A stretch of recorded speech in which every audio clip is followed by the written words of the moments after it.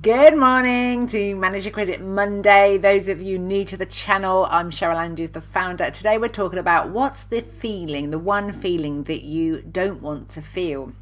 This might sound like a really sort of strange question, but I got me thinking about this because we're running the Motivate Manager Mentor at the moment, and one of the delegates was saying that they want to be corrected, they want to be known when they're not getting it right, but they don't want to feel like they're being told off.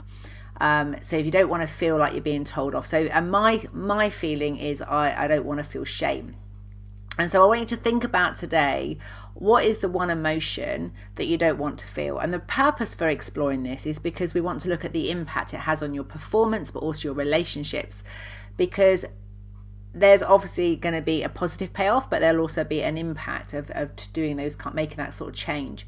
So for me, the feeling of shame, when I started to explore it, so I'd really like you to, if you're watching on replay, just put hashtag replay and name the feeling that you don't want to feel. So whether you don't want to feel regret, whether you don't want to feel told off, whether you don't want to feel disappointment, whether you don't want to feel sad, whether you don't want to feel angry, whatever the thing is, whatever the emotion is that you don't want to feel, just noticing that the starting point for me when I work with a client is to get clarity of when you don't feel shame, then what happens? Or you don't feel angry, then what happens? When you don't feel these things, then what happens? So what is the purpose of not wanting to feel those things? And for me, when I explore the word shame and the feeling of shame, when I don't feel shame, then I feel, then what happens is I feel that acceptance. Because that's what I want to feel instead. So shame for me, and yours may well be different, it comes of, when I feel shame, I feel like I've done something wrong, and the association with that is that then I'll be excluded. So those of you who know about the triune brain, we talked about this last week. The mammalian part of the brain is about where at essence, we want to be part of a pack mentality. So if I feel shame, the overriding feeling is that comes up, and the impact of that is exclusion. And so when I don't feel shame, then I get acceptance.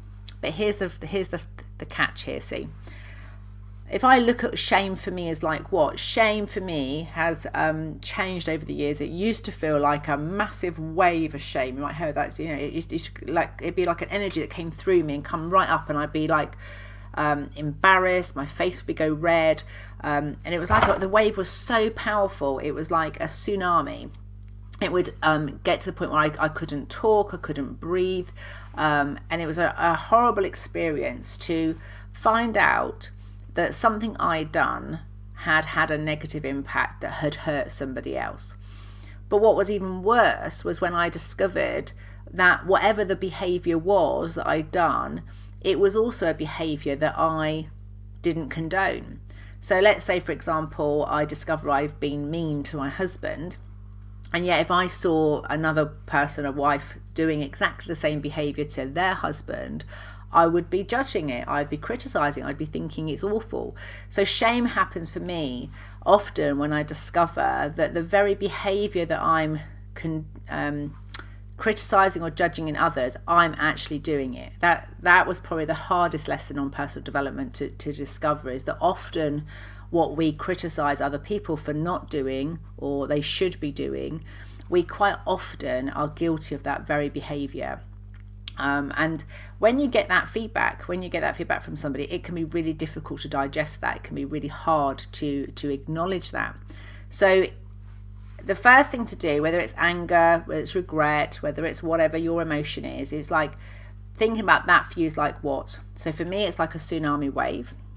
Or it used to be. It's now more, I still get a wave of shame, but it kind of just comes and goes, and I kind of go, okay, so I'm now experiencing shame in this moment. And think about when you have shame, or you have anger, or you have whatever, then what happens? Now for me, what I've discovered is shame often comes with a sense of awareness. So it's not comfortable. I don't like experiencing it. But what also happens after shame is I get awareness. I also get choice. So I can decide to do something different. And shame really can hit me hard when I repeat a pattern where I've said, I want to do differently, I want to get this done, and I've told people about it, I want to do it, and then I don't do it. That can bring shame for me. And what I've noticed is if you get really curious about whoever's just joined me today, if you want to pop underneath, that'd be great. Well, what's one emotion or one feeling you don't want to ever feel? And just talking about when we're trying not to feel these things, what's the impact? And by getting curious about them and finding out what is it. So for what I'm trying to achieve by not experiencing shame is acceptance. And when I experience shame, when I feel shame, what I've also looked at what works about that. What works about it is that I've now got increased awareness, because if I didn't ever experience shame, there's a really good chance that I'd be unaware of the impact my behavior is having on other people. And actually, if I had to choose, blissfully ignorant and hurting people without even knowing it and just carry on in my little world, if I had to choose between experiencing shame and being blissfully ignorant to how I'm impacting other people, I would choose to experience shame. Because ironically, most of the time when I've got shame, it's around not wanting to upset other people. So I'd much rather know about it than not know about it. So in that basis, now that I know that, then I've got to find a way of being able to experience shame without it destroying my confidence, without it destroying my sense of self. So one of the things I've started to get curious about, and I'd really love to know from you, is that when you've got these emotions, whether it's anger, regret, or whatever, most of the patterns that I'm noticing when I talk to clients about this is that the thing they're trying to avoid is getting something wrong, not being good enough. Now, if you put that in a bit more of a general thing, that effectively means that you're never going to make mistakes. So therefore, if you're never going to make mistakes, you're never going to try new things and learn things. And so it's really interesting just to notice the emotions that you're trying to anger. Anger has a purpose. It can fuel us to get things done. All of these things, these emotions that we experience as human beings, they have a purpose. So those of you know the 7 principles of motivated action. If we look at, so what's the purpose? So think about the actual emotion that you're trying not to feel. What's the purpose of it? Then think about the process. When you experience that emotion, then what happens? Then what happens? Then what happens? And also, what happens just before you have that emotion? So for me, shame will be that, what happens just before I experience shame is I've got feedback. Now, it's not often feedback necessarily from other people. It might be that I'm in a group of people and they're talking about somebody else and they're saying, oh, this person's really awful. They're criticizing this person. They're telling them they're awful. And I feel huge amounts of shame because I will recognize and identify myself as being that person. So I remember people talking about fat people and saying, how talk about them, and they feel safe to talk about them because they're not present and they're really sort of detailed and they're not very nice about them. And because I identify as a fat person, it feels like it's me that they're talking about. So what can happen just before I experience shame is often I either get feedback directly that I've done something that's really hurtful or upsetting to somebody, but most often in my case, as I hear people talking about somebody who it relates to me, I can think, oh my gosh, I've done that before, and so therefore it becomes personal to me. So understanding the process, what's the series of things that happen before the emotion you're experiencing? What's the process of things that happen after the emotion? The other thing to do is look at progress. So for me, I'm really noticing that the tsunami wave is no longer there. It's more like a hot flush. So the actual wave of shame is much smaller. It's much more sort of temporary. It just comes and it goes. And it's simply like a little warning light on a system just to go, oh, be aware of this. This is something that's impacting you. The fourth principle of motivated action is looking at patterns. So for me, shame definitely happens when I've done something that by my own standard, by my own definition of being a good human being, doesn't meet that.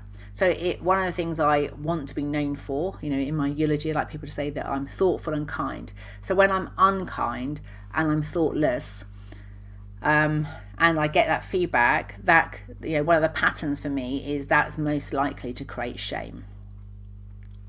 think about the party of people. So one of the things to be able to experience a range of emotions, we have to have people around us that allow us to express those emotions, to talk about them. And what tends to happen in society and people, if they see us disappointed or putting ourselves down or experiencing shame or angry or regretting or whatever experience whatever emotion it is that we're experiencing, generally by human nature, people around us will want to help move us away from that emotion into a more positive state as quickly as possible.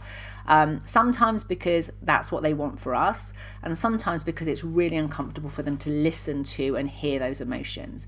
And that's why it's really important when you're going through and you want to explore your emotions that you have the right listeners around you, that you have the right people that can simply honor, acknowledge and accept and help you appreciate what that emotion is teaching you. What's it here for? What's the thing that works about that emotion? Then the thing is looking at the I'm just checking how many principles we've done now. So we've done purpose, process, progress. So it's looking for changes, patterns, looking for the patterns that repeat. Make sure you've got a party of people, and then pause is the 6th principle of motivated action.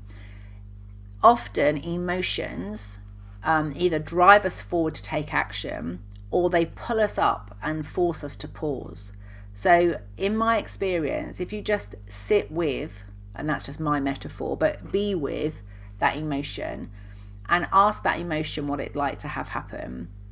If I take a moment today and ask shame what it would like to have happen, there's a little bit of there's a little girl in me that there's a few tears, and that shame would like to be held and would like to know that it's okay to make mistakes when you're learning, that it's okay to be human, it's okay to screw up, it's all right.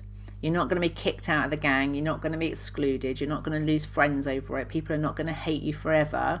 They might not like you in that moment, but and some people may never forgive you, but if you've got that party of people around you, you'll always be okay. And push is that the thing is sometimes to get through anything we have to push through, but what I'm finding is more and more people are pushing emotions down. They're suppressing them opposed to expressing them, because there never seems to be enough time, or there's never enough people, there's not the right people around to be able to talk to. And understanding what party of people you need around you in order to express your emotions safely and in a way that is not going to impact you or them negatively is really important. And I think we've got a massive thing going on in the mental health awareness at the moment. So my mother-in-law's just leaving, so we just got away from the window. I do apologise there. We've got massive stuff on the mental health awareness at the moment, saying, talk to people, tell people how you're feeling. But what we haven't done is trained people to listen. So if you've got friends or family that are talking to you about how they feel, and you have a particular emotion you don't like feeling, there's a really good chance when they're feeling that you will not listen as well. You won't be able to support them as well. You won't be able to be part of that party that's going to help them to get through that change, to make that change easier for them. Instead, what will happen is, instead of them just being able to experience it and be with that moment and then notice that actually all emotions are temporary, transient, and they too will pass. Like joy and love, none of those stay there. Excitement, passion, enthusiasm, all of those emotions, all those things we feel, all of them are temporary and transient. That actually by accepting who they are and honouring what you hear without correcting it, without trying to adjust it, trying to change it, that person gets that sense of, I'm okay to be me, I'm okay to experience these things. And then they can choose for themselves whether they want to change something in order to change the way that they feel. But it's not about never feeling any of these negative emotions ever again, because they're part of being human. We wouldn't be doing anything if we weren't experiencing some kind of emotional response. We get joy when things go well, and we'll get disappointment and anger and shame when things go wrong. It's more about changing the way that we express them than actually not feeling them at all. So I hope today's been useful. Thank you for whoever's with me today. I'd love to have your comments. Please share with me. If you don't want to do it publicly, then obviously DM me. If you are experiencing emotions right now and you don't have the right people to talk to and you need someone to listen, then please DM me, and I'll be more than happy to ask you a couple of questions. And if I can help with just a few questions, that would be great. Have a great week. Be curious about your emotions this week. What ones would you like to have more of? Which ones would you like to have less of? And what kind of listening might help you to actually express them without feeling shame or regret or disappointment or any of the other emotions perhaps that you might go through when we don't get things right the first time. Have a fantastic week, and I'll speak to you all soon.